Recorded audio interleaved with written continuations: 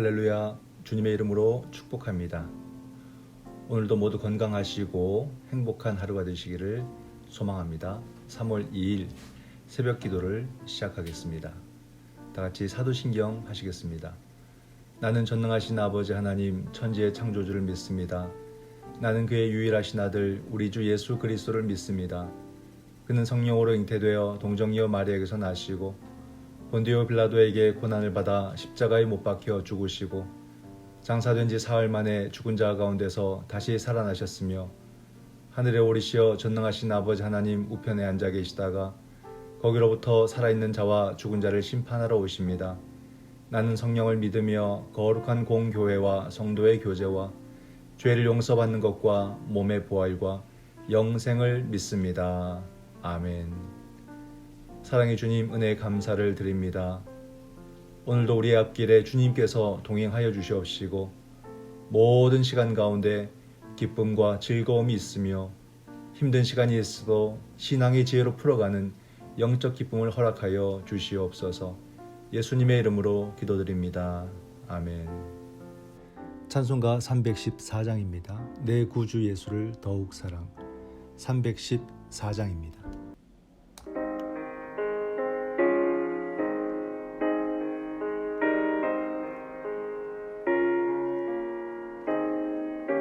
(1절) (2절) 간주 (3절입니다) 내 구주 예수를 더욱 사랑 엎드려 비는 말 들으소서.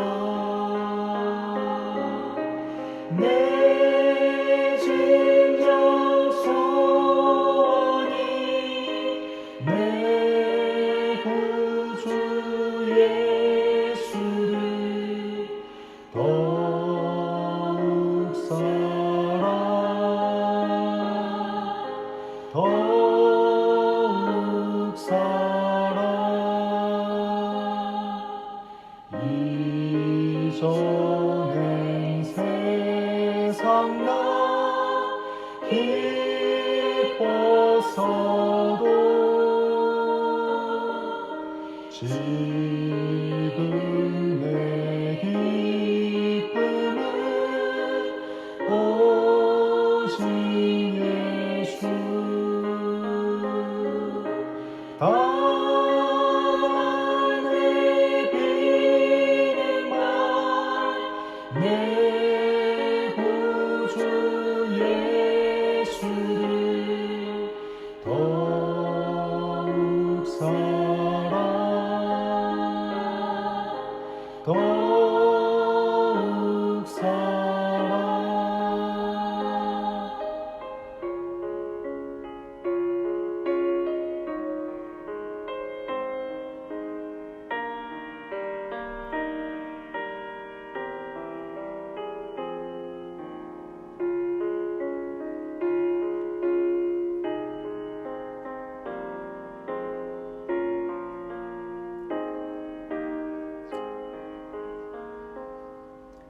이 세상 떠날 때 찬양하고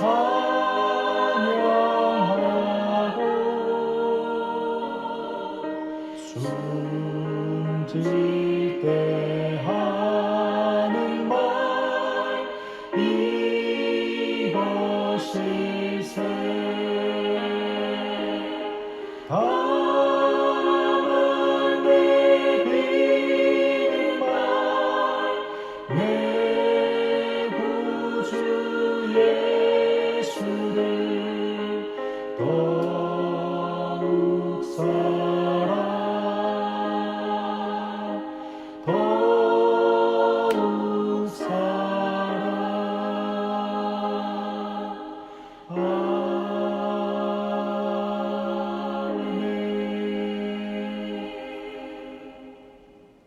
성경 말씀 마태복음 19장 13절에서 22절 말씀입니다. 마태복음 19장 13절에서 22절 말씀입니다. 그때 사람들이 예수께서 안수하고 기도해 주심을 바라고 어린아이들을 데리고 오매 제자들이 꾸짖거늘 예수께서 이르시되 어린아이들을 용납하고 내게 오는 것을 금하지 말라. 천국이 이런 사람의 것이니라 하시고 그들에게 안수하시고 거기를 떠나시니라. 어떤 사람이 주께 와서 이르되 선생님이여 내가 무슨 선한 일을 하여야 영생을 얻으리이까? 예수께서 이르시되 어찌하여 선한 일을 내게 묻느냐? 선한 이는 오직 한 분이시니라. 내가 생명에 들어가려면 계명을 지키라. 이르되 어느 계명이오니까? 예수께서 이르시되 살인하지 말라, 간음하지 말라, 도둑질하지 말라, 거짓 증언하지 말라, 내 부모를 공경하라, 내 이웃을 내 자신과 같이 사랑하라 하신 것이니라. 그 청년이 이르되 이 모든 것을 내가 지키었사온데 아직도 무엇이 부족하니이까? 예수께서 이르시되 내가 온전하고자 할진대 가서 내 소유를 팔아 가난한 자들에게 주라. 그리하면 하늘에서 보화가 내게 있으리라. 그리고 와서 나를 따르라 하시니 그 청년이 재물이 많음으로 이 말씀을 듣고 근심하며 가니라. 아멘. 오늘의 말씀을 함께 묵상합니다. 오늘의 본문은 두 가지 이야기가 나옵니다. 어린아이와 부자 청년 이야기입니다. 어린아이는 소외되고 약한 자를 의미하고 부자 청년은 하나님에 대한 순종 없는 율법주의를 보여주고 있습니다. 순종하지 않는 신앙은 결국 예수님의 초청을 받아들이지 못하는 믿음이 아닌 자기 경건일 뿐이라는 사실을 보여주고 있죠. 첫 번째 본문 해설을 함께 봅니다. 예수님 당시나 오늘날이나 어린아이는 약자입니다. 그러나 예수님은 어린아이를 존중하시며 하나님 나라 일원으로 인정하셨습니다. 사람들이 예수님께 아이들을 데려왔습니다. 예수님이 아이들 머리에 손을 얹어 기도해 주시기를 바랐던 것입니다. 제자들은 그 사람들을 꾸짖으며 막아섰습니다. 그러나 예수님은 아이들이 그분께 오는 것을 막지 말라 하시며 천국이 이런 사람의 것이라고 말씀하십니다. 어린아이는 혼자서는 아무것도 할 수 없는 의존적 존재입니다. 이런 어린아이처럼 천국 백성은 겸손히 전적으로 하나님을 의지해야 합니다. 전능하신 하늘 아버지를 의지하는 삶은 어리석은 것이 아니라 가장 지혜로운 삶입니다.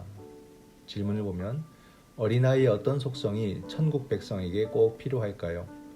내가 겸손히 전적으로 주님만 의존할 일은 무엇입니까? 라고 질문합니다. 밑에서 넷째 줄을 보면 어린아이는 혼자서는 아무것도 할 수 없는 의존적 존재다. 그래서 어린아이처럼 천국 백성은 겸손히 전적으로 하나님을 의지해야 되고 이런 삶이 가장 지혜롭다라고 이야기를 해주고 있습니다. 본문에 보면 부모들이 예수님께 좀 축복 기도하듯이 그죠? 안아주시고 축복 기도해 주시기를 원하는 마음으로 아이들을 데려왔는데 제자들이 막아서고 꾸짖었습니다. 그러니까 제자들 입장에서는 예수님의 그 사역이 방해받는 것 같다라고 생각을 했기 때문에 그렇게 행동을 했겠죠. 근데 도리어 이 일로 인해서 제자들이 꾸짖음을 듣습니다. 주님의 말씀 중에 두 명령이 눈에 들어옵니다. 용납하라, 금하지 말라. 그죠? 뭔가 주님께서 강한 의지를 보여주고 계십니다. 그리고 말씀하셨습니다. 천국이 그들의 것이다. 이렇게 말씀하시죠. 천국 백성의 걸음은 누구도 가로막을 수 없고 금할 수 없다는 것을 말해줍니다. 우리가 인생 살면서 참 우리의 걸음이 가로막힐 때가 많다고 생각하죠. 그러나 그런 것은 자아가 살아있고 자기 욕심대로 또는 자기 계획대로만 살려고 했던 삶 속에서 그런 경우들을 우리 많이 경험을 합니다. 그러나 이 말씀이 보여주는 것은 우리가 하나님 나라 가치로서 믿음으로 살아가는 그 발걸음은 누구도 가로막을 수 없고 금할 수 없는 능력의 걸음이 된다는 것을 보여주고 있는 것입니다. 이 어린아이 이야기에서 보여준 것은 뭐냐면 먼저 어린아이들도 하나님 나라 백성이다.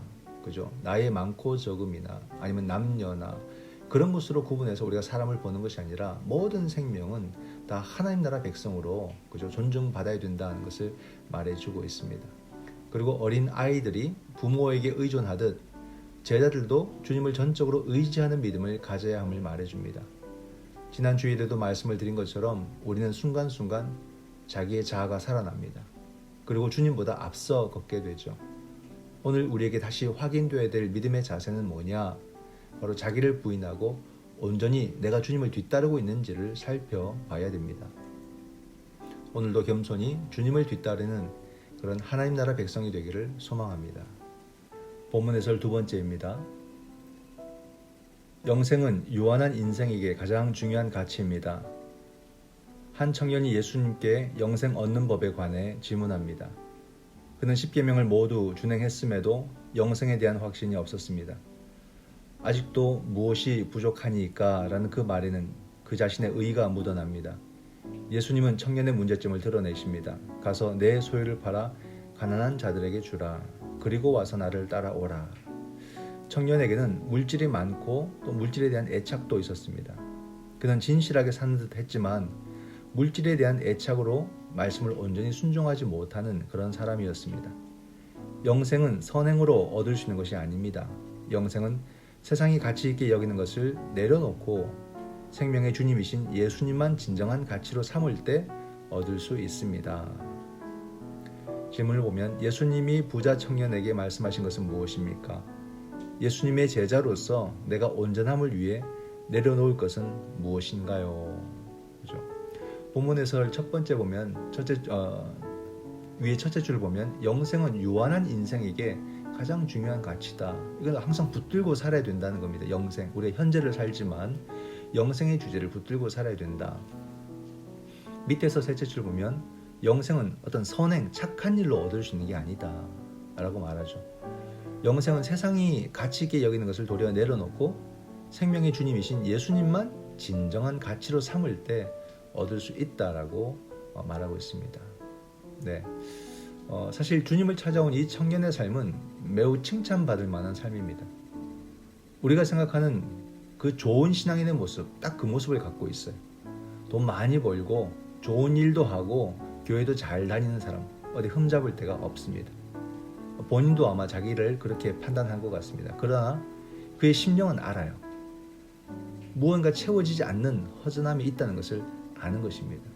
그래서 주님을 찾아와서 이제 영생에 대한 질문을 한 거죠.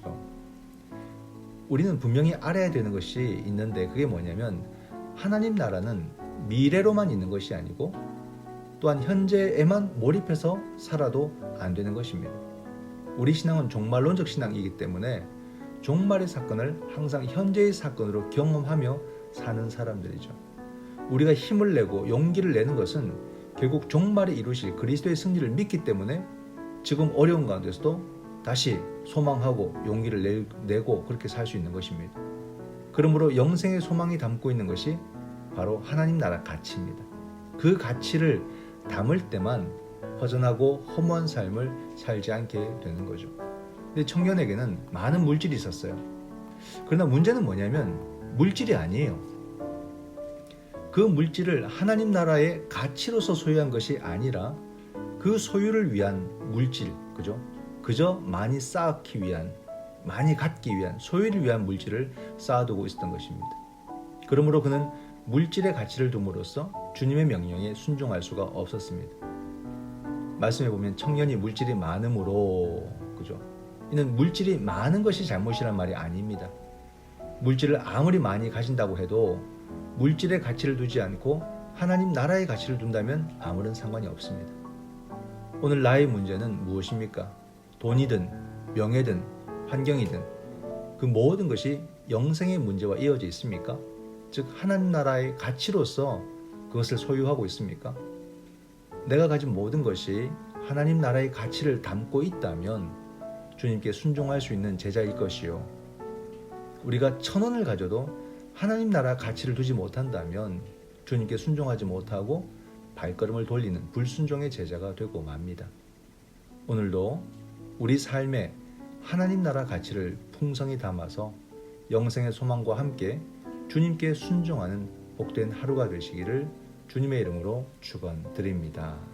아멘. 기도하겠습니다. 사랑의 주님, 은혜 감사를 드립니다.